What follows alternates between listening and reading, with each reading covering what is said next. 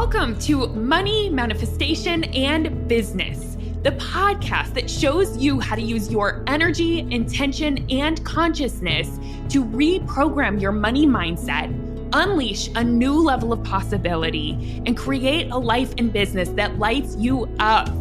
I'm your host, Jamie Berman, and I invite you to join me each week for a dose of inspiration, coaching, and teachings to help you rewrite your money story, create abundance on your terms, and grow your business in a way that's fully aligned for you. This is going to be so much fun. Let's dive in.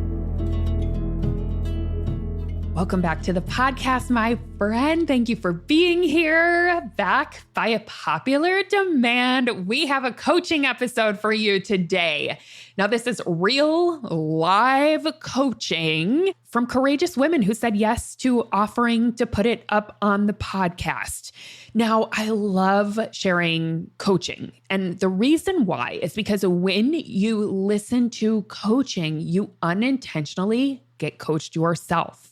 Something happens on a subconscious level when you are listening to others get coached. This is why I love group coaching, because it is so expansive and it's so powerful, and you can have aha moments just by listening. So I'm so excited to bring this episode to you. Now, to give you a little bit of context, this was a couple weeks back. I did a workshop called Consistent 10K Months Without Complicated Funnels. And during that workshop, I taught three kind of main pillars that are most important if you want to create consistent 10K months. Number one, in business, it's about solving an expensive problem, which I've done an entire podcast episode on a couple episodes back. We also talked about expanding your capacity for consistency and how to make consistency more natural for you. And then the third thing we talked about is how our thinking creates our results in business and why our thoughts matter. The way that we think about our business really indicates the results that we create. So we dove into that in the workshop. And then this session was where people who came to the workshop live could ask questions, could get coaching on it. So you're going to hear coaching from all three of those things. So I'm excited to bring this episode to you. I'm excited to hear what kind of ahas or insights it brings for you. And again, thank you to the courageous women who said yes to having this shared. And thank you for your vulnerability. It not only will help you, of course, but it helps everyone. So there's such a ripple effect when you get coached live. So without further ado, here is the coaching. We have Nikki Bevan is up first. So I'm going to bring you on. Nikki. Good to see you. Good to see you. So good. Oh, this has just made my day. I was like, I'm talking to Jamie on Friday as if it was already given. You're like, raise my hand immediately. I love it. Yes, I'm so happy. Like that. This makes me so happy. Yes. So, oh, Jamie, I need your help, please. I have been in such a slump. I have been so fucking frustrated around. So the thought, I know exactly what the thought is. It's I'm doing something wrong. I'm doing something wrong. So Wednesday was really brilliant for getting me kind of back on track and thinking. It was interesting, solving for expensive problems instead of interesting. I don't think I'm quite focused on that. So that was really good. I'm a little bit confused around the 20% to create 80. I don't really feel like I know what that 20% is. Okay, yep. And then definitely my thinking is affecting my income pattern. So I'm like all three keys. Yes. But I feel like I'm doing all the things. Right. Like I'm doing my podcast. I'm constantly on social media. I'm doing free lunch and learn webinars to bring people in. I meditate every morning. I listen to a self-recorded like meditation before I go to bed. And I'm like, why am I so inconsistent? So I could have so the highest month I've had is 7K, and I've had everything all the way down then to nothing. Okay, yeah. And I'm like, when's it going to be my turn to be consistent? Okay. I must be doing something wrong because I know I'm a really fucking good coach for the right person. Yep. We know this. Yep. And I just can't see, I don't feel like I've got an effective process that's consistently working. Okay, perfect. So I think that's the thing to solve, because like you said, like if we were to look at all three of the like consistent problem formula, we want to work on all three for sure. But I do think if, like you said, you're doing the internal work, you're doing the visualization, you're doing and we can work on the thinking, but you're already doing a lot of the like energetic work of like connecting to that. And you're already, or would you say you're being consistent? Yes. I would say it's probably five. Yes. Yeah, okay. I would say. So then I would like look at number one, because if number one, this is what can be frustrating. If number one is off, we can feel like we're running on a freaking hamster wheel, right? If we're like not talking to the person and it's not landing in a way where they're like, ooh, I need this, then we can like market the heck out of our stuff and we can have all the positive money thoughts in the world. But our client, it's, you understand, like it's still not going to convert because it's not landing for people in a way that they're saying, I need this. Does that resonate, or what are your thoughts on that? Yeah, I think as you're talking, I think I'm probably being too soft. I'm being very, here's something really lovely to learn. Yes. It's not touching pain points. So people will comment on this is a really great post, that's a really great point. But there doesn't seem to be any kind of action off the back of that. And I think with my podcast as well, I've probably been a bit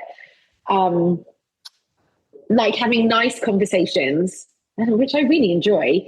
But I wonder if actually I need to be focusing on, okay, what is actually their pain point or points, and actually being a bit more bold in my approach to that when I'm talking to people and when I'm marketing. Right. 100%. And I would add in too, when you're talking to them, but also it's like in what you're focusing your content on and just speaking right to them and their pain point and helping create value around that pain point. Cause that's when they're going to say, oh my God, yes. Like this is what I need. So I don't think it's necessarily just being bold in your pitch. That can absolutely help. But it's also that in between of where you're creating value. Like, are you creating value to those people's pain points or to what they really desire? Yeah. And another thing that I've just thought is that my clients actually come from in-person networking. Yep. They've either met me in person, they've seen me present. Yep. So that's definitely the 20%. That's a big piece of the 20%. Okay. So then it's about, because again, I think I'm being too nice. I think I'm like, let's be friends. I don't want to, I've got friends. I don't need friends. They're not going to pay me to be a friend. Yep. So it's about who do I need to be? So when I'm talking to someone new, being a little bit clearer in my mind, okay, what have I got to be asking them? What have I got to be finding out about this person that's going to actually help me articulate how I can help them back to move them through? Yeah. Well, and I think you just touched on something really powerful, which is identity and how you see yourself and how you energetically hold yourself when you walk into those rooms and those workshops. I know you hold yourself as a great coach, as a leader, as a teacher, but it sounds like you're in the energy of friends. Not that you're not going to be the friendly Nikki personality that you are, right? But I wonder if there's an opportunity to step further into expert energy of like, I am an expert at this thing that you're struggling with, but you got to know what they're struggling with and what you're an expert at. Yeah. Okay. And I know, we just maybe got to clarify that, because I actually think when we know it, then it's a lot easier, because then we totally believe we know we're an expert at it. Yeah. I'm like, you're like, I know you're struggling and I can help you. Like, I'm the person, I'm an expert at this. Yeah. But when we're too vague, it's actually harder, because then we're like, oh yeah, I'm an expert at that and that and that and that. Yeah. And then you're an expert at nothing. Okay. So So tell me, of what I shared, anything ring true there or feel like it resonates? I think it's getting really clear, shifting into that expert identity. Yep. Getting really clear on what the expensive problem is, in the sense that, you know, they're in overwhelm, they're constantly anxious, they're procrastinating, they're not getting the important shit done. So she goes home and snaps at her kids, and that's not or her loved ones. Yes. And really, really knowing that I can help with that. Yep. When I'm having those conversations. Yes. And this is so good. Yeah. So you already know your person. So some of the things, and I'm going to throw this out for everyone to be thinking about, but like, sometimes we think this is the most painful part of it, but what we want to do is say, what is the most painful part for her? What does she think the problem is? Like, what does she actually want? Because sometimes we're like, and I'm just throwing an idea out there, I have no idea, right? But sometimes we're like, I want to be a better parent, but really what they think they want, and it's true, but what they think they want is to get things done faster at work. I don't know. I'm just throwing it out there, but we got to get in our client's head and think like, what is it that they want? Yeah. I do need to think about that a little bit more, but I think it's more the just not being on edge constantly. And getting her stuff done, like getting to the end of the day and actually feeling like she's achieved something. It's more that like she knows she's overwhelmed. She knows she's procrastinating. Yep. She's not getting her stuff, or she thinks she's not getting her stuff done. Absolutely. So that's it right there. Yes. Yep. So I would say some of the messaging that you might have is like, is that like you help with productivity, right? That's big. Like I will help you get double done in a day, because what we're going to solve is this procrastination. I'm an expert in this. Yeah. Or I'm going to solve this, or overwhelm, or whatever it is. That's what you're an expert at, but you got to go to what they're wanting. They're wanting to be more productive. They're not, you know what I mean? Yeah, because she's a doer. Totally. And so what I've noticed I've been doing is go, I can teach you how to say no. Because actually her problem is she's not saying no. She's not delegating. But she doesn't know that's her problem. She has no idea. Yeah, and she doesn't want to say no. She's like, no, I can't say no. I don't want to buy that. Yes. Yes. 100%. Okay. Yes. So expert energy, the expensive problem, which is actually, like you say, like the productivity and the efficiency. And I'll give you an example, because this is something like, I feel like the market's also kind of not shifted, but I feel like 2026 is just a year where, you know, there's more people out there. So it's just more important. I still think it's the best time ever to create money in business and grow in business. But I do think in 2026, it just matters more that you're clear on who you're talking to and clear on what you're an expert in, because there are so many people out there. So I used to get away with, I help you heal your relationship with money, you know, which is great and all. And I got lots of clients, but now look at the difference of like, I will help you create consistent 10K months without complicated funnels. That's a very different message. That's a different desire. I'm going to help you heal your relationship with money. You're going to feel completely different about it. 100%. But nobody's thinking, I want to heal my relationship with money and I want to pay big money for that. Right. So like, that's just an example of like, it worked back then, but not really. Like now it's got to be a little bit more succinct and defined. I'm finding personally for what's working in 2026. No, I think that's brilliant. Yep. So I think that's going to do a lot right there, because then you're just more bold. You're in more expert energy when you show up. And again, like, it's not like you can't be friendly. You know, I'm friendly. I love like all of my clients and I feel like they're my people, but I also tap into, this is what I'm helping you with, you know, and like, this is what we're going to solve together. Yeah. I think that expert energy is a key thing. I haven't really tapped into that. Yeah. And I think that's what I think that would be big. Yeah. It'll be fun to almost like, even you could think about, I mean, it's going to be a version of you because you have that in you already, but like almost like an alter ego of like, who is that version that I just switch it on before I go in. Yeah. It's a version of you already, but we just tap further into it. Yes. Yep. Yeah. Who's that? I do. Yeah. I've done a lot of work around that as a coach, but not as an expert. Yep. So good. Yep. okay. Totally. Yep. That's going to be Okay. so powerful. I love it, Nikki. Thank you so Yeah, much. so Oh, it's been excited. delightful That's talking awesome. to you. Yep. I love you so much. Great to see you. Thank you. I'm going to see you in Europe next year. I'm going to plant that seed. Yeah, please. I see us in London in a coffee shop just chatting. Oh my for hours. God. I'm visualizing it. I love it. Yes. And we know it happens because that's what we manifest. We always do. Know. I love it. Yeah, awesome. absolutely. All right. Good to see you.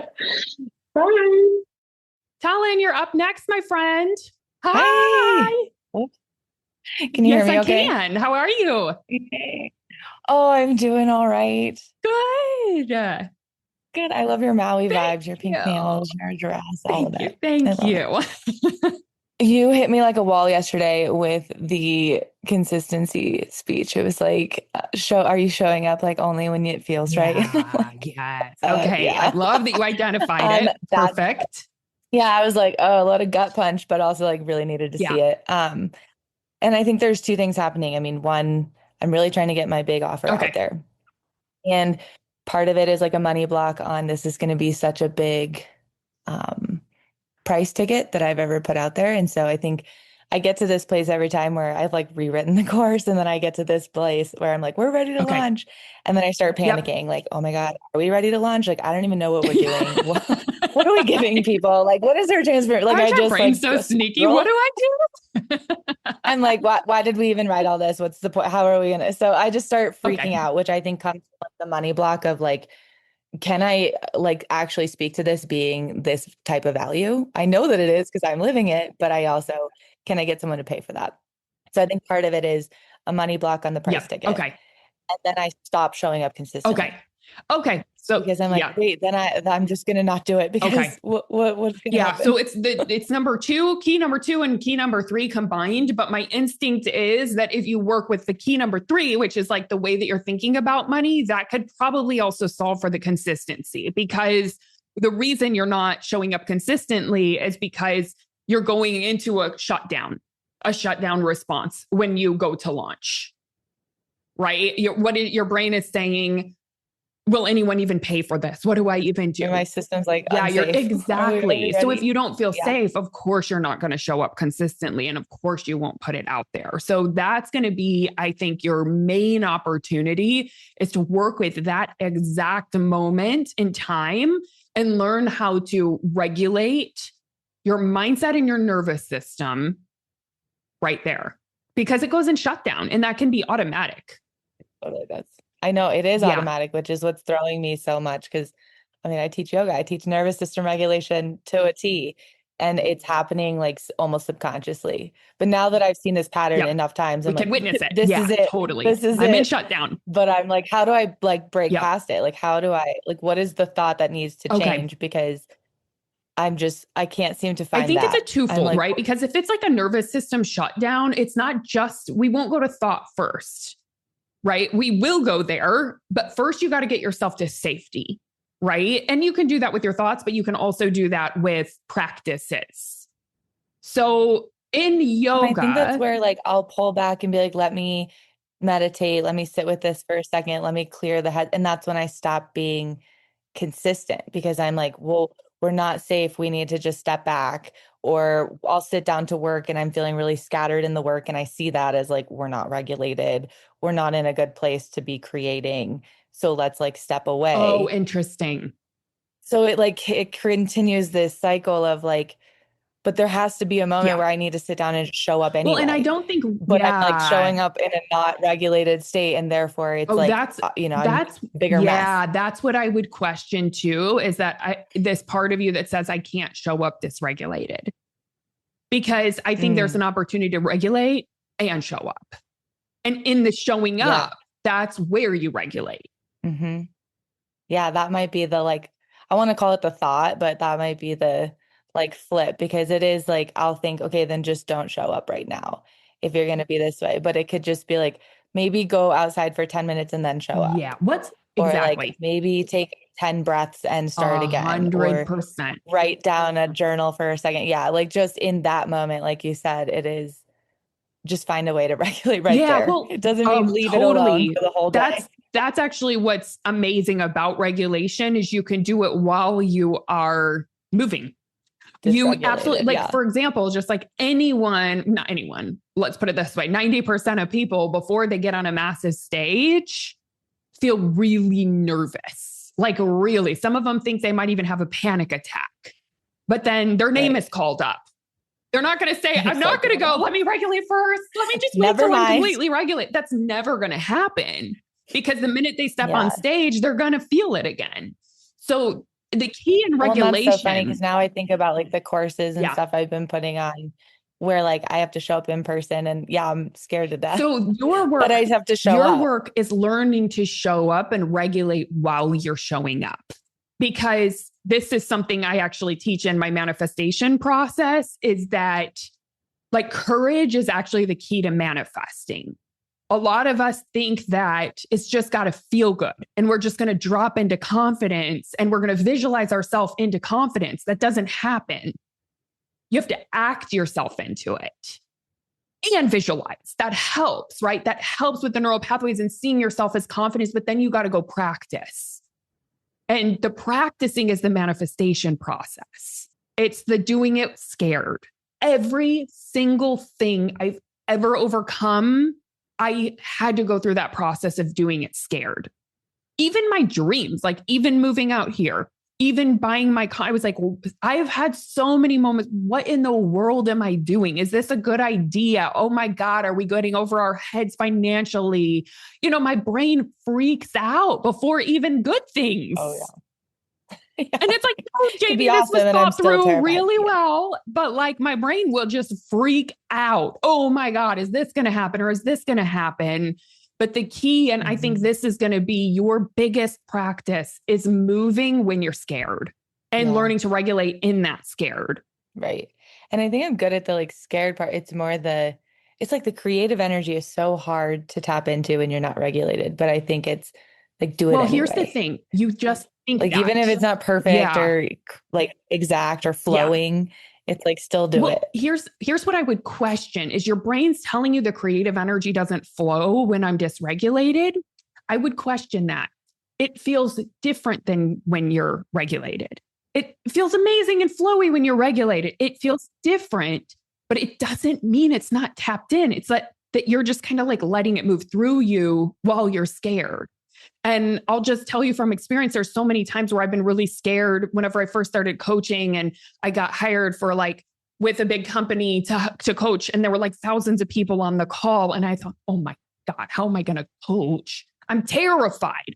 And I would think I did a horrible job just because there was terror in my body. But in hindsight, I'd go back and I'm like, oh, I coached that person really good. I thought I was like dying inside and I actually still coached them. It just feels different than when you feel safe doing it. That's so true. Like so many light bulbs are going off because I like was going to launch the course way back when and it just didn't happen. And I've ended up doing these workshops and I've had very similar moments like that where I left the first workshop that I ever did and was just like, that was terrible. It was horrible. I don't know why I did it, but it was my regulation was just so off. And yet everybody was like, that was amazing. And oh my God. And then the next one sold out again. So it's like obviously working. Yes. So just like remember, so I think like all, even though I wish the course came out a year ago, it's still like, I think all of these have taught me to like, I can do it scared. Exactly. And then, just to like lean into that. And then you won't be scared anymore. It's not like you're going to do it for the rest of your life scared. It's just those initial, right? Better. But then you're going to have to do something else scary anyways. So like the next level, the next evolution. So like, this is honestly one of the best practices ever is to get good at this as an entrepreneur, because anyone who's evolving and growing and living into their dreams has to learn this skill of doing it scared and not like holding back or going and hiding and shutting down when it happens. It'll be such a tool. It will serve you not only with this and making more money and creating consistency, but in every area of your life. Yeah. And then it's fun. It's kind of fun. It's like you feel most alive on the other side of it. That's for sure. I'm sure. Yeah. I felt it in other areas of my life. So I do know that to be true. It is just the entrepreneurial like hamster wheel that you kind of have to like accept, but also realize it is fun. It is it is fun in the process. Totally.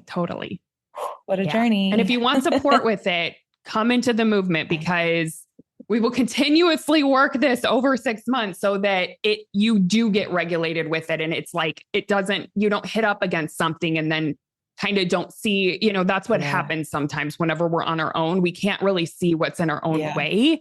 So it can be really helpful to have that support, like over time. I know it is. It's like, I know something's wrong. Like Nikki was just saying, there's something wrong, but what? Yes, Someone else look at it. Yes. I'm so glad you got coached. Yes. Amazing. I'm so excited for you. Thank got it. You so Absolutely. much. You too. All right. Perfect. What I love about coaching is that every coaching call, it just helps everyone, right? We all resonate, don't we? Who else resonated with that and wants to make that a practice of doing things scared? I know, it's so good. All right, let's see. Rachel. Hi there. Hi. Did I do it right? Okay. What's that? Did I do it right? You did it right. Okay. Nice to see you. You too. So my challenge is, I have several, but I think one I want to focus on today is, I'll give you a little context, is most of the business I've created have been through word of mouth, or people have just known me. Now I'm in a slump and I've not really ever done any marketing. And so I know I need to do it, but I'm also worried about doing it because if I get out there and really be seen, I'm worried that I'll have too much and then I have to say no to people. Okay. So I want to kind of, how can I work through that? Yeah. So, because I need to be seen, I need to get my business, right? Yep. And I had a great year last year, but now nothing. Okay. I love this coaching because it's so common to have this. It's a fear of success, really. What your brain is doing is going to the future and solving a problem that doesn't exist. And it's really a fear of success. What if I'm too successful and then I can't handle it and it's too heavy and it all just breaks? Because it's just me, right? It's just me. Yeah, exactly. So that's what your brain is doing, is it's going to like a future false fantasy and it's scared of that vision. But I think it's so important to remind your brain of what's true. If you put yourself out there and start marketing, you're going to like 10 steps ahead of like, oh, what if I just keep taking people and keep taking people and keep taking people and then like I can't stop it. But tell me a little bit about your business if you're open to it. Sure. It's quite niche. It is change management solutions for compliance operations, specifically in the affordable housing industry. Okay. I love this. You have an expensive problem you solve. And that is But I need to work on I make it sound expensive, right? Because it's very broad sounding. Well, and I also think, this is why also you've been referable, is because it is specific. And so, I do think you can work on that piece. But I would say, considering you haven't done any marketing in the past, you've been referred that much. Mm-hmm. I do think like you've landed on something, like you have, it is an expensive problem that you solve. And so, yes, you can work on the way that you communicate it in your marketing. But my instinct is if you just started marketing it, it's going to really move the needle. So how do I get over that? Just do it, right? We can say that, but if our subconscious is scared of what's going to happen, if we just do it, it will find every way to hold us back. Mm-hmm. And it's all unconscious, right? It's like, oh, I can't do it because of this, or we'll put it off because of that. So I think the really important piece for you is creating safety in marketing it. Why is it safe to market? Why is it safe to put yourself out there? It's creating the feeling of safety in doing that. And one of the ways to do that is you got to change the story, because the story your brain is telling you is I'm going to get too many clients and it's going to be too, what did you say? Like, I won't be able to help all the people. Yeah, I'll have to say no. Yeah. Okay. So let's just go there. Let's say you start marketing and you get an influx of people. Okay. What would you do? Or what would a business do if that happened? I might, and I don't know if this is really the top answer, but I might sort of kind of interview these prospects and see who's really interested, who can pay the money, because I need to get thirsty people that want the water, who are willing to pay for the water. Yes. So you can be selective. So I can kind of weed through them. 100%. And maybe you have a process for that. Yeah. Totally. Because I just had the opposite, where I was referred someone and they were really stuck in the middle of something. Okay. And so I'm like, I can help you with this. Yeah. I'll put a proposal together. We vibed. It was great.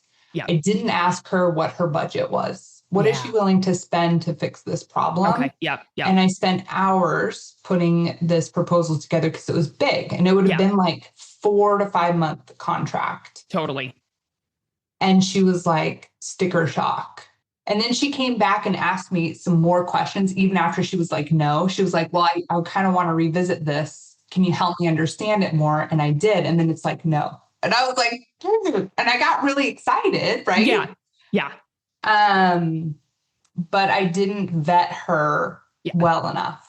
And that's the learning opportunity. Sometimes it's through those painful experiences where we're like, okay, adding this one into my process so that that doesn't happen again, for sure. Right. So that's the thing, is I think it would be helpful to recognize, like, if I start putting myself out there and I start marketing, I'm going to be selective in who I pick. I don't say yes to everyone. So your brain's like, I would have to say no. Yes. And that's a good thing. You're going to say no to those who aren't a fit. And if you start getting so many people that are a fit, I don't know if this is the direction that you want to go, but at that point, it's not going to be like around the corner or anything like that. But you could decide, do I want to bring someone else on to help? Do I want to grow this? Or do I just want to stay boutique and just raise my prices even more so that I can be even more selective? Right. So saying no is never a problem. It's just actually a positive thing when the influx, like when you market, an influx of people come, you'll be more selective. So you just get more aligned clients. Okay. How does that feel? Okay. That feels better. Yeah. That does feel better that I can do that. And I should do that because that's what they're doing, right? Yeah. Right. 100%. They're going out to vendors and they're trying to find out who's going to be a good fit for them. And we should be doing the same as entrepreneurs with our prospects. Yes. That feels good. Anything else for you come up around visibility or a fear of like marketing or putting yourself out there? Yes. LinkedIn is my main profile. Love it. Yep. Or my main platform, I should say. Yep. And I'm not sure. I don't want to say something that falls flat and they're like, what is Rachel even talking about? Like, because I know so many people in the industry and I want it to land even with them, even if they're not going to buy my product, but they're like, I know Rachel and I consistently see her things. She says amazing things. And so like when I hear someone is going to need something, I'll put them in touch. Right. Yep. I just worry about not saying something that has impact. Okay. Well, that's something also that I would just look at and question, because when you're looking at other people's LinkedIn's, are you like, that one didn't have an impact on me? No, sometimes, right? Like you're scrolling, but then there are some that I'm like, wow, like they really put some thought into into that. Yeah, totally. Yeah. But I think the way that I hold it, at least, is I don't try to have people understand it. Instead, I'm like, I want to help you. And like, that's the only intention that I put into it. I want to help this person. I want to help someone through this issue. I hope it lands with people. Okay. Just show them a piece of what I'm solving, what I'm an expert at. Totally. Creating value. You can be thoughtful in it.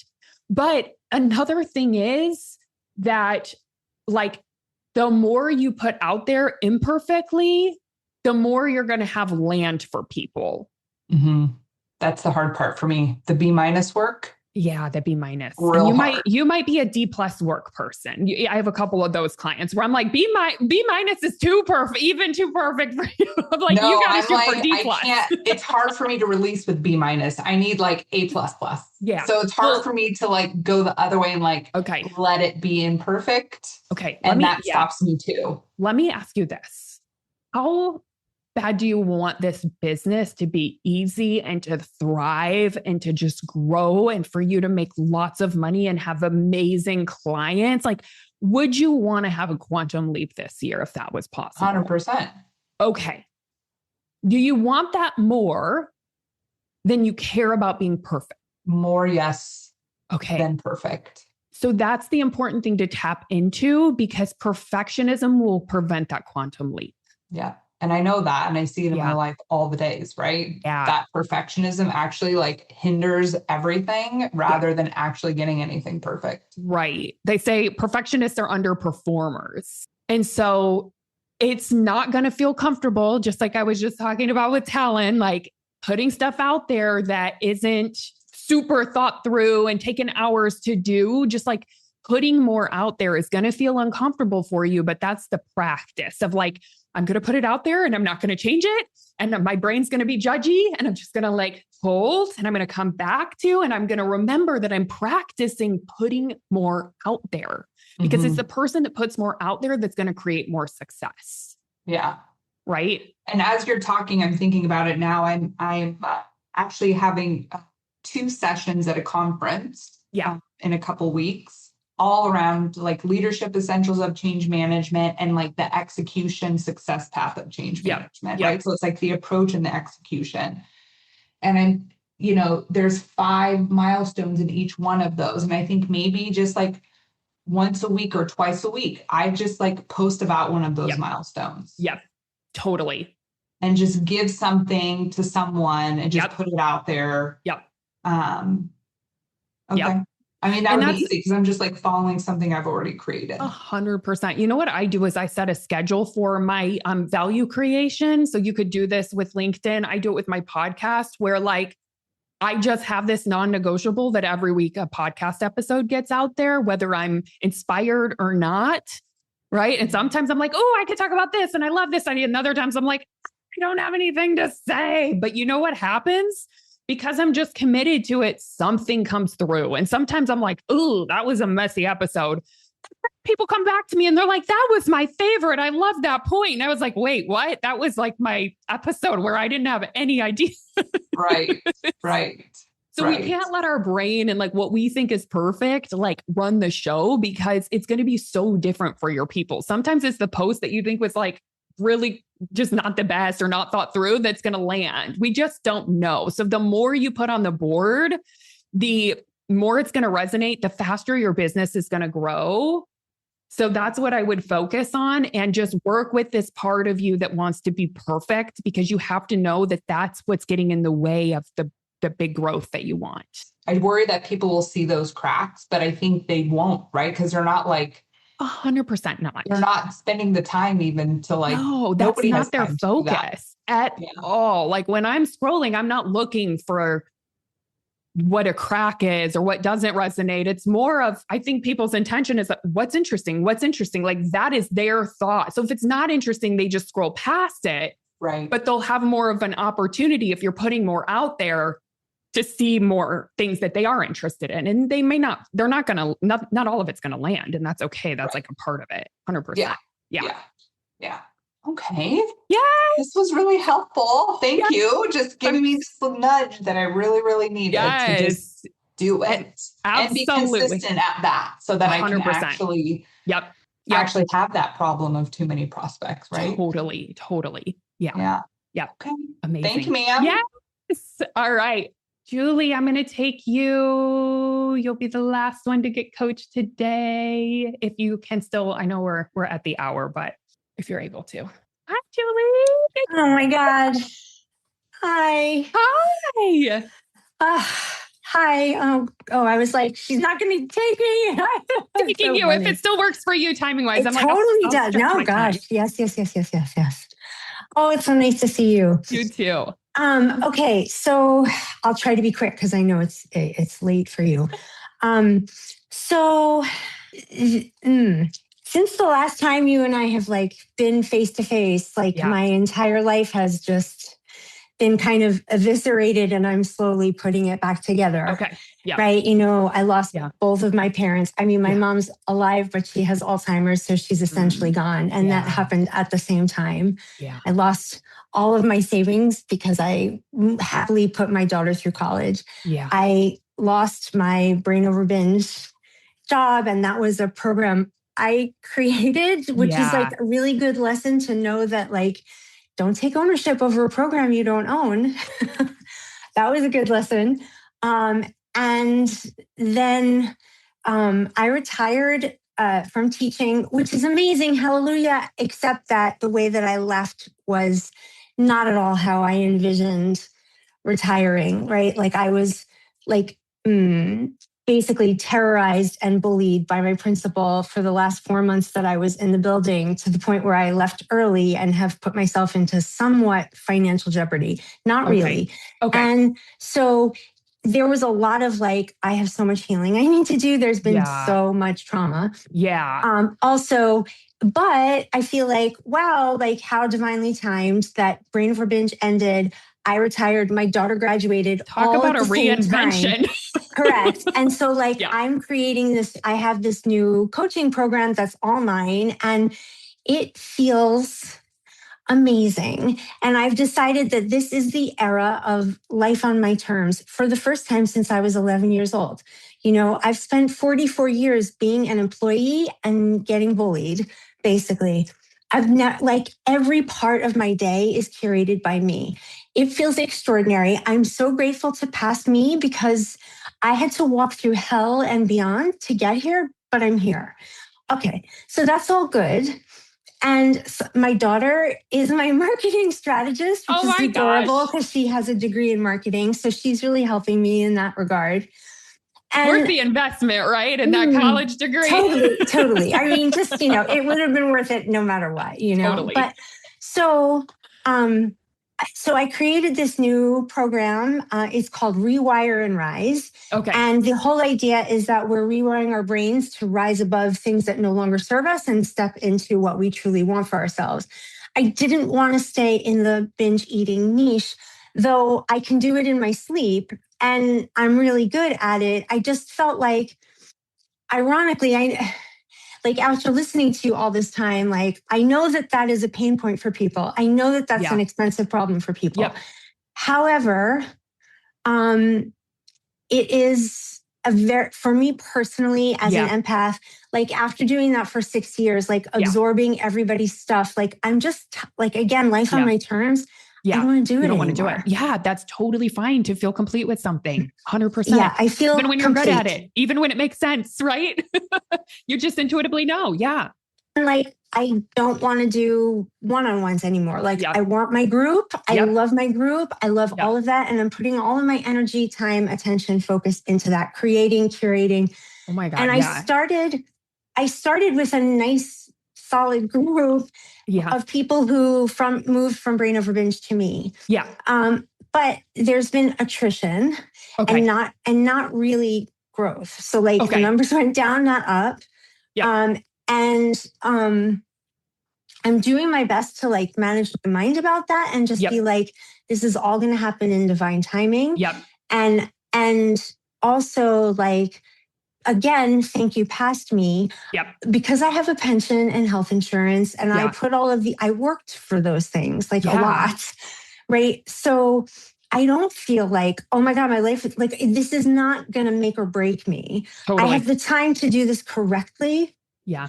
But there is like, I am kind of going, I don't know how to grow. Like, how am I going to grow? Like I'm, I show up very consistently. I post pretty much daily to social media. I put out a newsletter once a month with like beautiful freebies. I do a free coaching call once a month. Yeah.